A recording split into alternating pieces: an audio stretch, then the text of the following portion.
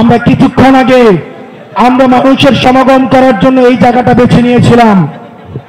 আমরা এখন এই জায়গা থেকে আমরা এখন রাস্তা ব্লকেট করব। আওয়ামী লীগ নিষিদ্ধের দাবিতে রাজধানীর শাহবাগ মোড় অবরোধ করেছে জুলাই গণ অভ্যুত্থানে অংশ নেওয়া ছাত্র জনতার বেশ কয়েকটি পক্ষ। বান্ডেল থাকলে প্রতি সেনমানিতে টাকা বাঁচবে। বিকাশ সেনমানি বান্ডেল কিনে জিতুন প্রতি লেনদেনে।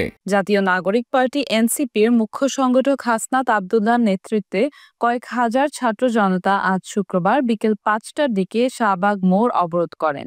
এই সময় তাদের সঙ্গে হাসনাত ছাড়াও এনসিপির আরেক মুখ্য সংগঠক সার্জিস আলম, নাসির উদ্দিন পাটোয়ারি, এবি পার্টির সভাপতি মুজিবুর রহমান মঞ্জু ছিলেন।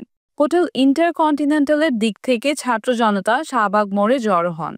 অন্যান্য দিক থেকেও লোকজন শাহবাগে আসতে থাকেন। শাহবাগ মোড়ে জড়ো হয়ে আওয়ামী লীগ নিষিদ্ধের দাবিতে তারা বিভিন্ন ধরনের স্লোগান দিতে থাকে।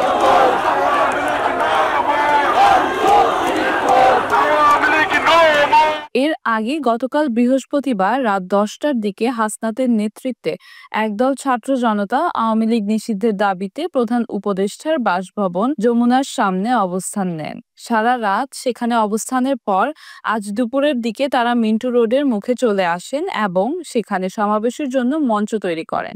ওই মঞ্চ থেকে অবরোধের ঘোষণা দিলে বিকেল 4:30টার দিকে বিক্ষোভকারীরা শাহবাগের দিকে অগ্রসর হয়।